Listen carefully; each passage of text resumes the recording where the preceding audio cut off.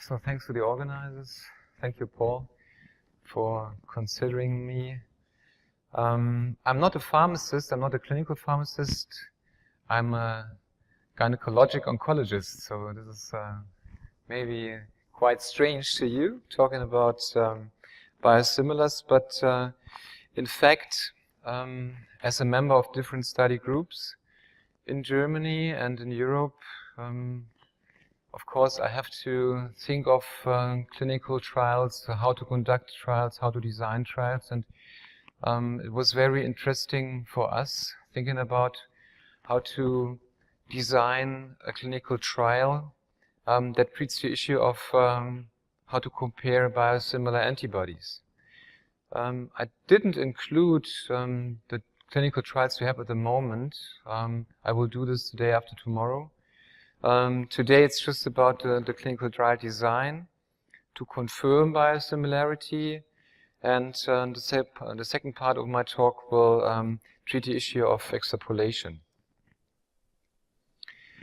As Professor de Klerk mentioned before, we have this stepwise approach to develop a biosimilar. And you see in this illustration that we have a big fundament of quality comparisons, of comparing the characteristics, and we had this excellent question, are we better today than we had been in the past? Do we do better products now? And does this affect the clinical outcome of the patients? So we don't know yet, because at the moment everyone talks about biosimilarity, and there is a product that is submitted to the EMA. It's ABP 980. So this is a biosimilar trastuzumab by Amgen, and this is nearly a bio-better. So, and this is the discussion we have: do we have better tools today to design these drugs that this will lead to better products in the end? But on top of this pyramid, you see the clinical trials, and this is the other way around. When we talk about reference products and trials, reference products are tested and validated, then we have this pyramid the other way around. So we have less preclinical data, and we have much clinical data. And for the biosimilar development, this is, as I said, inverse related. So therefore, we have phase 1 studies. We have no phase 2 study, because everything is based on a reference product and the data, and it's just about biosimilarity. So on top, there is just one phase 3 study, or it depends in which setting the product is tested. Sometimes more than one phase 3 study, but all in all, we have less clinical data to talk about in this development. As I said, we have a lot of PK data. We have the examination of PD parameters and efficacy studies with just a few. And this is something that leads to the question of ADA antibodies. So we'll talk about later about immunogenicity, about safety parameters, to get the translation from a very big data set in a preclinical situation, and this leads to human beings, to our patients, and phase 3 studies. So concerning regarding safety data, safety parameters, we have to wait for a risk management plan that has to be done in a post-marketing manner after the approval of the biosimilar drug. When we compare clinical trials for the innovator product and for the biosimilar candidate, this table illustrates where the differences are. So for the reference product, for the innovator product, of course, you have to show superiority versus standard of care, because you want to be better. Otherwise, you don't get an approval. And for the biosimilar candidate, you have this normally you have this equivalence study design, because you want to show similarity. For the patient population, for the innovative product, it depends where you want to have your indication. Let's say in metastatic setting, you need metastatic patient population. And in the early setting, you have to have untreated primary patients. So therefore, this is totally different. And for biosimilar candidate, you need a sensitive and usually homogeneous patient population because you want to show differences in your biosimilar product. Regarding the endpoints, I will go to in detail later on, and safety and immunogenicity, we have a separate talk, and extrapolation is in the end of this talk, so I will go over this. Endpoints. At the moment, we have a real intensive discussion about endpoints when we think of quality of life, when we think of how to show efficacy in metastatic situation, for example. So our regulators in Germany, they say progression-free survival, for example, has no value because we need an overall survival benefit. So there we talk about clinical endpoints. And this is different when we think of a biosimilar study, because there the sensitive endpoints is, let's say, objective response rate, or in a neoadjuvant setting, pathologic complete remission. And when I talk about objective response rate and I talk about cancer, then you may know, of course, that the response rate has nothing to do, in many cases, with the patient outcome. So you can have a liver metastasis of 4 centimeters, and you can have a good response down to 2 centimeters of size, but your patient will not live longer because of this response. So therefore, it's just about the comparison. So I don't want to join a meeting. Okay. Did you maybe you have implemented a telephone conference? So where's the telephone? No? Oh, no, I'm joking. All right. So the regulative view of endpoints is this what I told you. Progression-free survival, overall survival. So these are clinical endpoints, and these are influenced, of course, by the patient itself, by comorbidities, by concomitant medications, by different lines of treatment. Because your cell clone and the patient itself will change treatment line after treatment line. And in the end, you will have your progression-free or your overall survival. But this has nothing to do with a comparison between two drugs, reference and the biosimilar drug. So therefore, the regulatory go for, like the EMA or FDA, they go for, as I said, for more sensitive endpoints, they say, objective response rate and PCR. But of course, for me as a clinician, you may understand that the main interest I have is in the outcome of my patient. Okay, so response rate, yes, to show similarity, but it has in the end nothing to do, in many cases, with the patient outcome, and this has to be shown later on. And this is the difference Professor de Klerk said when he talked about erythropoietin or somatoprotein, that you can measure the next day what happened when you gave them the medicinal product. So when I give GCSF on a chemotherapy, the next day, but the day after, I can measure my white blood cell count. But I cannot measure survival when I talk about cancer to increase the progression-free survival of my patient. So this is something I cannot measure directly. I can just measure later on, and this is the data we have to collect in these post-marketing studies. Well, when I talk about clinical study design, then we have to talk about some basics, and it's always a little sample. So the quality of the study has always something to do with the sample size. Then we observe mean values in the study, and this is a point estimate of a true population mean, but we use confidence intervals because we have a wider range. And the definition of the confidence interval has something to do with the quality, of course. So sample size, patient population, and confidence interval will influence the study results and the study quality. And then I don't want to get too much into detail, but we have two things. We have to know how they are defined. This is a null hypothesis and an alternative hypothesis, and both are taken under consideration when we statistically think of how to design a study and how to conduct a study in the end. And the null hypothesis is defined what the study aims to disprove. So in case of a superiority trial, we don't want to have any difference. Okay, we want to have a better product, but the null hypothesis, no differences. And the alternative hypothesis is defined what the study aims to prove. In case of a superiority trial, superior to control. So not worse, but better.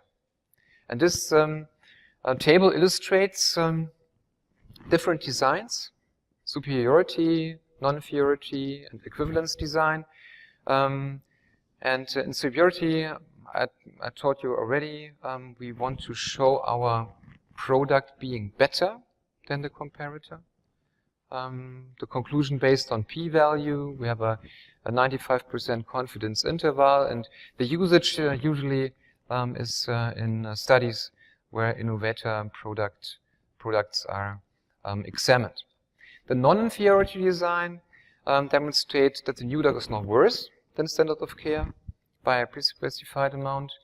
We have the conclusion based on a 95% confidence interval. Usually it's for new formulations. Let's say you have a IV formulation and you want to test a subcutaneous formulation, so you have to show non-inferiority. And for the comparison between two drugs in case of a biosimilar drug, everyone recommends the equivalence design, because there you demonstrate that the new drug is neither better nor worse than a reference product. The conclusion is based on a 95% confidence interval, and this should be entirely within equivalence margins that are defined before. Usage, as I said, generics development or biosimilar development.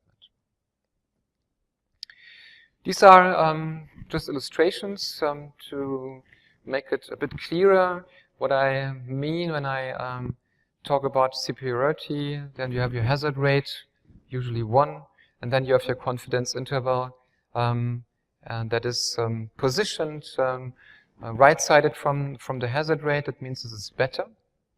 The confidence interval isn't crossing the one line, the hazard rate. So this is clear, and this is significant difference, and this results in a p-value of less than 0.05. So non-inferiority design needs, additionally to your hazard rate that exists all the time, a non-inferiority margin that isn't allowed to be crossed.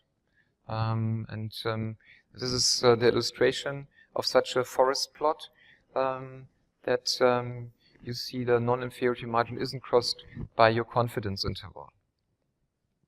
And for an equivalence design, I need a lower margin and I need an upper margin. And this is something when we discuss clinical trials, and we will do this the day after tomorrow, then this is really valuable. How is the lower margin defined? How is the upper margin defined? And if the confidence interval would cross the upper margin, then this is the definition. We wouldn't have a biosimilar in case this would be designed for a biosimilar compound. It would be a bio-beta, and this can happen. And then, of course, then you have to have a different approval process and not a biosimilar one. So these are possible outcomes of equivalent studies, can I use the mouse there? Do you see this? Yes, you see this. So in this case, where the confidence interval, for example, crossed the upper equivalence margin, so this is could be a bio-beta. This is definitely a bio-beta, and This is between the two boundaries. So therefore, the study endpoint for a biosimilar trial would be perfect in this situation. Okay, so not crossing the lower and not crossing the upper equivalence margin or the boundary.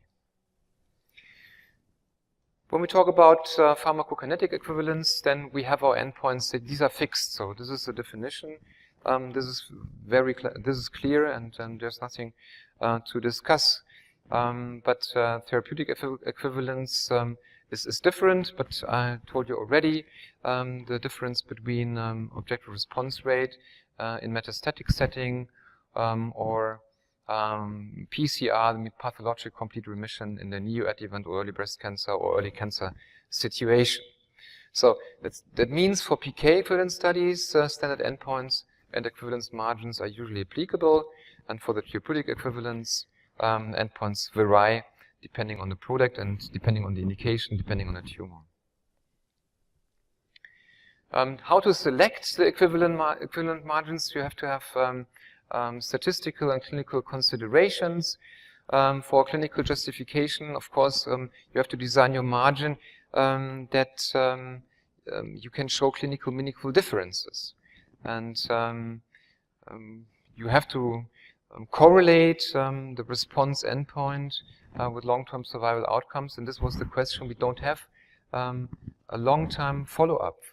So in my field, for example, treating breast cancer patients, we have data out for biosimilar trastuzumab, but we don't have a long follow-up. Okay, we have just one study published, the heritage study, showing similarities. So study endpoint was reached, but we don't have a follow-up, let's say, of 5 years or 10 years, what we usually need. This study, the heritage study, was done in a metastatic setting, so therefore, well, you don't have a 5-year follow-up because the patients will die within this interval of time. So in the end, the selection of appropriate equivalence margins is crucial in biosimilar trials and has something to do with the quality of the study. And I have some examples later on how these boundaries, how the margins will influence the study result. So this is a case example. So very simple. We have different settings. We have the neoadjuvant setting in early breast cancer patients. And the endpoint, of course, is the PCR, because we want to show the efficacy of our product regarding, do we have the tumor shrinkage in the breast? Do we have the tumor shrinkage in the axillary nodes? Then we have a surgery, and then we can measure, did we reach our endpoint, the PCR?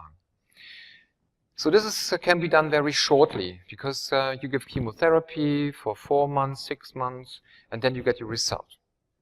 For adjuvants, in the adjuvant setting, you know that you need much, much longer. So if we would decide now to design an adjuvant trial, then we would get results maybe in 7 years, 8 years, because you have to recruit the patients, then you have to have a follow-up on the patients to reach your endpoint or to get an idea of the endpoint, event-free, disease-free, and overall survival. So this is not a good situation for the shorter biosimilar development process. In the metastatic setting, we have objective response rate, progression-free survival, and overall survival. And as I said, to define any differences between the two products, objective response rate is the shorter term and the term that is not that influenced to show these differences. This table just illustrates, and I don't want to get into details, it's very, very busy, how the margin, maybe I use this one, here we go. So how the margin, let's say minus 15%, minus 10%, minus 5%, so the low margin, influences the number of patients you have to recruit. So the lower the margin is, the less patients you need, the less expensive the study will be, but the failure rate will increase. That means the lower the margin is, the lower the patient number is, the higher the potential increase in the risk of a progression-free survival event will be. And well, regarding the margin of -5%, for example, you see that you would need a sample size that is not feasible in this situation. And this is the problem usually we have in studies, that it takes such a long time to recruit the patients, they get results. So just illustration that the trial design is influenced by the boundaries, is influenced by the number of patients, and this has something to do with the quality of the study results in the end. So to conclude, a heterogeneous patient population, of course, is less sensitive to show differences. That means the metastatic situation, a pre-treated, more comorbid patient population will influence a good comparison between the reference product and the biosimilar product.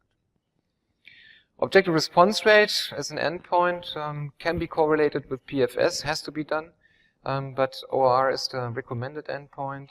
And then we have differences in the margins and in the confidence intervals in the end. So a 95% confidence when you won't find in biosimilar clinical trials, because it takes too much time to recruit the higher sample size. Nearly everyone has an equivalence margin +10, -10%. So therefore, regarding objective response rate and in metastatic setting, we all recommend to perform a study to show differences between reference product and biosimilar compound in the neoadjuvant, not pre-treated situation. So we have treatment-naive patients in this situation. It will take not such a long time, just the time of your treatment, but you have a more homogeneous patient population, usually more healthy or healthier patients, and not pre-treated. And the endpoint is a pathologic complete remission. And for this situation, we have quite a good data from neoadjuvant trials that are out in the medicinal world. So, is it possible to be approved for several or indications of the originator on the basis of clinical trials in only one of these indications? So this is extrapolation. And what is extrapolation? The definition is the decision whether to extend the efficacy and safety data from one indication, for which the biosimilar has been clinically tested, to other conditions for which the branded product is approved.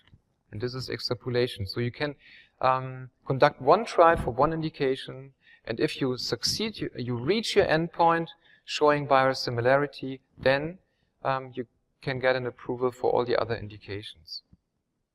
So let's say for trastuzumab, for example, you have breast cancer, we have an approval for first-line treatment, metastatic, early breast cancer, we have a neoadjuvant, and this can be extrapolated to gastric cancer, and so on. And this is not that important, but there are other illnesses or other compounds with more different indications, but I will show you later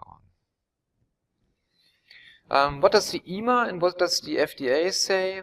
So the EMA say extrapolation is possible based on the overall evidence of comparability, and this is this totally evidence issue, that everything has to be biosimilar. PK data, PD data, and then clinical data, and in every single step you have to show similarity, and extrapolation is based on this thing called totality of evidence.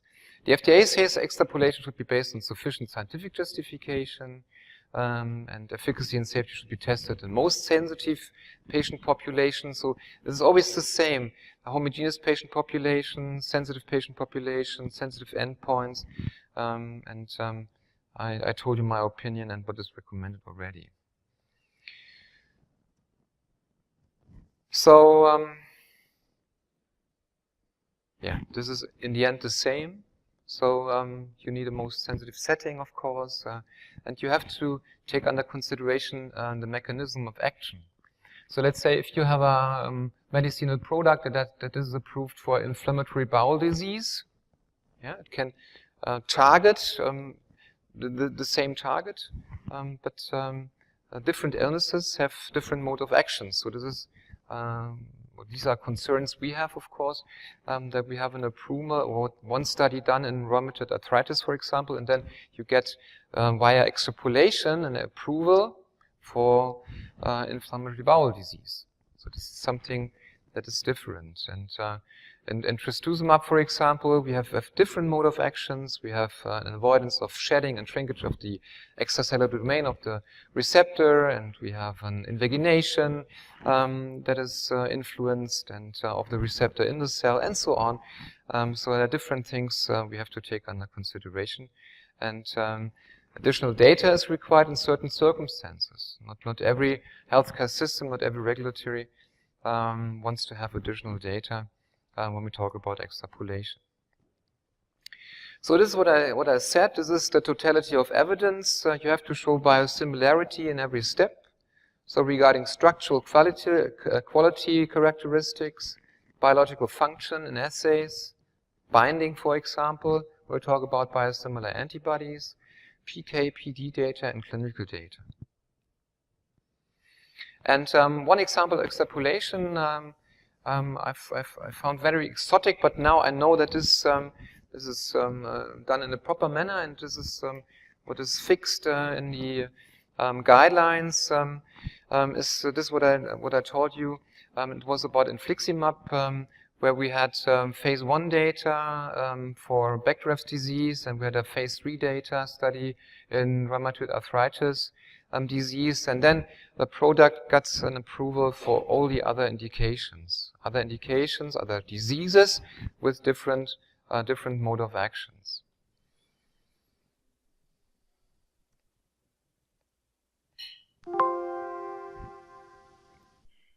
Here we go. I can skip this. And concerns, of course, we have with extrapolations is, as I said already, that we have, especially in monoclonal antibodies, we just have one mechanism. We don't have the mechanism of binding. We have different other mechanisms that influence the immune system, for example. We know that different monoclonal antibodies change the immunoenvironment, for example. They can cause antibody-dependent cellular cytotoxicity, induct apoptosis. So this is a very complex thing. And for in front of the background at the moment that we talk about checkpoint inhibitors and immuno-oncology, I think this becomes more and more important. Yeah, this is just maybe a good summary that we have different mechanisms of actions, differences in PK, and different dosing regimens, and so on. These are all critical points to consider when we talk about extrapolation. This is just a summary about the concerns with extrapolation. We have no safety data at the moment. We have limited data. Yeah, we talked about this morning already, that we need some more data after the introduction of biosimilars in the market, especially of biosimilar compounds that are used in cancer, because I cannot measure, as I said, the patient benefit. Okay, I can measure response, but I don't know will it lead definitely in the same benefit for the patients. Well, qualitative and quantitative toxicities can be recited, off-target effects, or the enhanced or diminished pharmacological activity of the biosimilar compared to the reference product. Immunogenicity profiles can be different and have to take under consideration. So immunogenicity is something that has to be under observation for the whole development process. And even if extrapolation is justifiable, monitoring of the clinical safety has to be done later on in a post-marketing setting, talked about already. So this is the situation we have. We have less data now, and we need data for the long-term efficacy, and this has to be correlated with safety and with side effects. And the acceptability of the biosimilar infliximab I talked about by the gastroenterologists, and this is the European Society, they said, well, if we have one study done in rheumatic disease, then we need more data and more testing because we have different mode of actions for inflammatory bowel diseases. And Health Canada, for example, they said, okay, we know extrapolation is fine, but for the approval of infliximab, we need more data, and this data was provided a couple of months later, and then Canada Health said, okay, well, this is justified now, so this is the data that can be, this is required, but it has to be, and it is dependent on the different health authorities.